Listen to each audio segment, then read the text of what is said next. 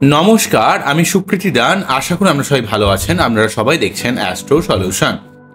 আজকে আমি আলোচনা করব যে 1 মে বৃহস্পতিদেব মেষ রাশি থেকে রাশি পরিবর্তন করে বৃষ রাশিতে প্রবেশ করার জন্য কর্কট রাশি বা লগ্নের ক্ষেত্রে কতটা গোল্ডেন পিরিয়ড আসছে, কোন দিক থেকে আপনারা সার্বিক অর্থে শুভ ফল পাবেন এবং কিভাবে এই গোল্ডেন পিরিয়ডটাকে কাজে লাগাবেন তা নিয়ে একটা দীর্ঘ আলোচনা করে নেব। মূল আলোচনা আসার আগে আপনাদের জানিয়ে রাখি, অ্যাস্ট্রো সংক্রান্ত নিত্য নতুন টিপস পেতে আমার এই অ্যাস্ট্রো সলিউশন চ্যানেলটিকে সাবস্ক্রাইব করুন এবং পাশে থাকা বেল আইকনে ক্লিক করুন। চলে আসি মূল আলোচনায়। প্রথমেই বলবো, দেখুন, কর্কট রাশি যেহেতু রাশিচক্রের চতুর্থ ভাব, অধিকর্তা গ্রহ যেহেতু চন্দ্র, তাই আপনাদের মধ্যে একটু ইমোশনাল, সেন্টিমেন্টাল, একটু রাত জাগার প্রবণতা, একটু আপনাদের মধ্যে কিন্তু ব্যালেন্স করা, অ্যাডজাস্ট করার মেন্টালিটি, এগুলো কিন্তু দেখতে পাওয়া যাবে। পরবর্তীকালে রাশি নিয়ে অনেক আলোচনা করব। আজকে আমি যে জায়গাটা বলবো সেটা হচ্ছে, দেখুন, বৃহস্পতিদেব 1 মেতে মেষ রাশি থেকে বৃষ রাশিতে প্রবেশ করার জন্য কর্কট রাশি বা লগ্নের ক্ষেত্রে গোল্ডেন পিরিয়ড আসতে চলেছে। কোন জায়গাটা মেনলি আসছে? 11th হাউসে বৃহস্পতিদেবের অবস্থান, যেহেতু এই বৃহস্পতিদেব আপনাদের ক্ষেত্রে নবমপতি এবং সেই সঙ্গে সঙ্গে এই বৃহস্পতিদেব যেহেতু আপনাদের ক্ষেত্রে ষষ্ঠপতি, তাই নবমপতি যেহেতু একাদশভাবে অবস্থান করবে, তাই আপনার জীবনে অর্থের ভাগ্য, জীবনে প্রাপ্তিযোগ, জীবনে উন্নতি, আপনি যে জিনিসটা দীর্ঘদিন ধরে চাইছেন, আপনার যে কোনো স্বপ্নকে বাস্তবায়িত করাতে হেল্প করবে, আপনার মনের বাসনাকে পূরণ করাতে চেষ্টা করবে। আপনার অবশ্যই কিন্তু কোনো আর্ত দারিদ্র মানুষকে সেবা করতে হবে, কোনো ধর্মীয় স্থানে কোনো দান করা উচিত।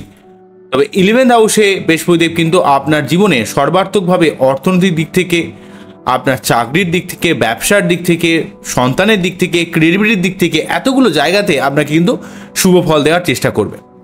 আপনার জীবনের সর্বাত্মকভাবে এই বৃহস্পতিদেব আপনাকে কিন্তু অনেক জায়গায় প্রোগ্রেস দেওয়ার চেষ্টা করবে, উন্নতি করানোর চেষ্টা করবে। কিন্তু আপনার বাচ্চারে বৃহস্পতি অবস্থানটাও কিন্তু অত্যন্ত গুরুত্বপূর্ণ।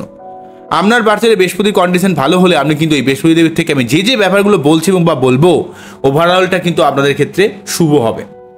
তাই 11th হাউসে বৃহস্পতিদেব নবমপতি 11th হাউসে থাকছে, অর্থাৎ ভাগ্যের উন্নতি করাবে, কর্মের উন্নতি করাবে, পিতার থেকে হেল্প পেতে পারেন, আপনার মান সম্মান প্রতিপত্তি বৃদ্ধি পাবে, আপনার রোগ জ্বালা থাকলে সেই জায়গাটা নির্মূল হয়ে যাবে, আপনার মধ্যে কোনো ক্রিয়েটিভ ক্ষমতার উদয় হতে পারে। অন্যদিক থেকে বৃহস্পতিদেব যেহেতু তার পঞ্চম দৃষ্টির মাধ্যমে আপনার 3rd হাউসকে প্রভাবিত করছে, তাই আপনার পরাক্রমতা, লড়াকু মেন্টালিটি, আপনার জীবনে অনেক মানুষের সঙ্গে কানেকশন বা কমিউনিকেশন বৃদ্ধি পাবে। ভাই বোনদের সঙ্গে সম্পর্কে অবনতি থাকলে সেই জায়গাটাকে অনেকটা নির্মূল করে দেবে। আপনার মধ্যে নতুন কিছু কাজ করলে, নতুন কোনো উদ্যোগ নিলে, সেই কাজের উদ্যোগ কিন্তু আপনাকে এই সময় কিন্তু সফলতা প্রদান করবে। অন্যদিক থেকে যদি বলি, এই বৃহস্পতিদেব যেহেতু আপনাদের পঞ্চম ভাবকে দেখছে 11th হাউসে অবস্থান করে, তাই ব্যবসার দিক থেকে, প্রেমের দিক থেকে, রোমান্টিকতার দিক থেকে, সন্তানের দিক থেকে, আপনার ক্রিয়েটিভিটির দিক থেকে, আপনার বুদ্ধি ইমপ্লিমেন্ট করে অনেক কাজে সফলতার দিক থেকে, এতগুলো কাজে কিন্তু আপনাকে বৃহস্পতিদেব সর্বদা সাহায্য করার চেষ্টা করছে। ঠিক আছে? অন্যদিক থেকে আপনি নিজের বুদ্ধি খাটিয়ে যে কোনো কাজে আপনি সফলতা লাভ করবেন।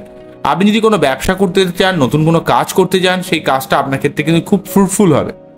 অন্যদিক থেকে আপনার সপ্তম ভাবের উপর বৃহস্পতি দৃষ্টি পড়ার জন্য আপনার বিবাহিত জীবনে কোনো সমস্যা থাকলে, আপনার লাইফ পার্টনারের সঙ্গে কোনো মানসিক দূরত্ব থাকলে, সেই জায়গাটাকে অনেকটা কমিয়ে দিতে চেষ্টা করবে। কেননা 11th হাউস থেকে তার নবম দৃষ্টি যেহেতু সপ্তম ভাবের উপর এসে পড়ছে, তাই আপনার বিবাহিত জীবনের সম্পর্কে একটা মাধুর্য অবস্থা তৈরি করবে। যদি কোনো রকম সম্পর্কের অবনতি থাকে বা যদি খারাপ থাকে হাজব্যান্ড ওয়াইফের সঙ্গে, তাহলে কিন্তু সেই সম্পর্কের জায়গাটা, এই যে নেগেটিভ অবস্থাটাকে কিন্তু অনেকটা পজিটিভ করার চেষ্টা করবে। আপনার অনেক ভালো ভালো মানুষের সঙ্গে কানেকশন হবে, অনেক মানুষের সঙ্গে আপনার যোগাযোগ তৈরি হবে, যে মানুষ আপনাকে জীবনে সঠিকভাবে দিশা দেখাবে, সঠিক পথ প্রদর্শক হিসেবে কাজ করবে।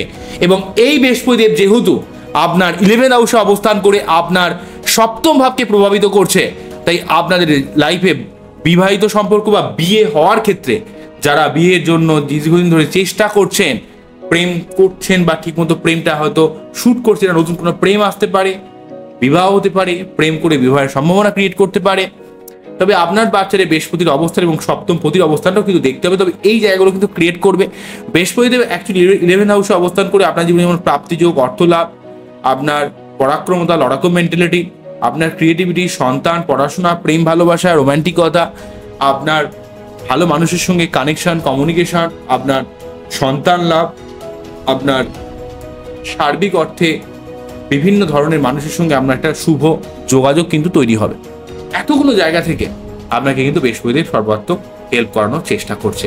তাই আমি যে কথাগুলো বললাম, আপনারা অনেকেই বলবেন যে দাদা আপনি যে বলছেন আমার তো খুব চাপ যাচ্ছে, কি করে ভালো হবে? তো অ্যাকচুয়ালি মনে রাখতে হবে, আপনার বাচ্চাটি বৃহস্পতি দেবীর অবস্থা যদি খারাপ থাকে, সেই জায়গাটা কিন্তু সঠিকভাবে প্রতিকার করে নিতে হবে।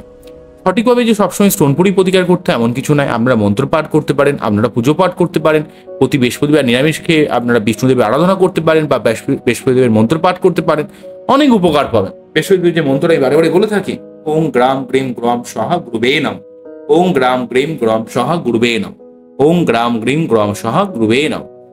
অন্যদিক থেকে আপনাদের ক্ষেত্রে অষ্টমভাবে এবং সপ্তমপতি এবং অষ্টমপতি শনি অষ্টমভাবে থাকার জন্য যাদের কর্কট রাশি তাদের ক্ষেত্রে কিন্তু ঢাইয়ার প্রভাব চলছে।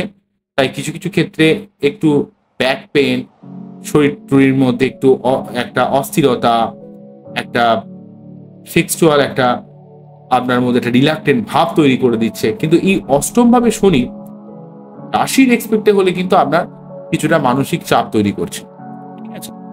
কিন্তু অ্যাকচুয়ালি ভাবে লগ্নের এক্সপেক্টে অ্যাকচুয়ালি সপ্তমপতি অষ্টমপতি অষ্টমে থাকলে যেহেতু সক্ষেত্রে রয়েছে, তাই আপনার ফাটকা জায়গা থেকে লাভ হতে পারে, আয় হতে পারে।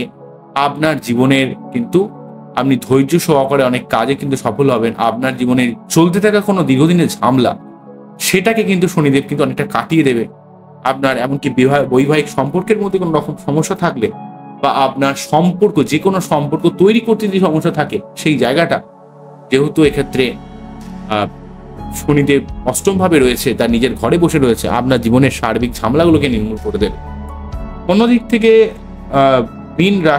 অন্যদিক থেকে কর্কট রাশি বা লগ্নের ক্ষেত্রে নবমভাবে রাহু অবস্থান করার জন্য ভাগ্যের মধ্যে যে ফ্যাকচুয়েশন অবস্থা তৈরি করেছিল, মঙ্গল কিন্তু 23 এপ্রিল থেকে 1 জুন পর্যন্ত রাহুর সঙ্গে অবস্থান করে আপনাদের রাহুর নেগেটিভ প্রভাবটা অনেকটা খণ্ডন করার চেষ্টা করছে। তবে হ্যাঁ, মঙ্গল রাহু যোগের জন্য কিছুটা আপনার মাথা গরম করে দেওয়া, অ্যাংজাইটি বেড়ে যাওয়া, রাগ বেড়ে যাওয়া, হটকারিতা ব্যাপার তৈরি হয়ে যাওয়া, ইলেকট্রনিক্স গ্যাজেট ব্যবহারের ব্যাপারে সাবধান হতে হবে।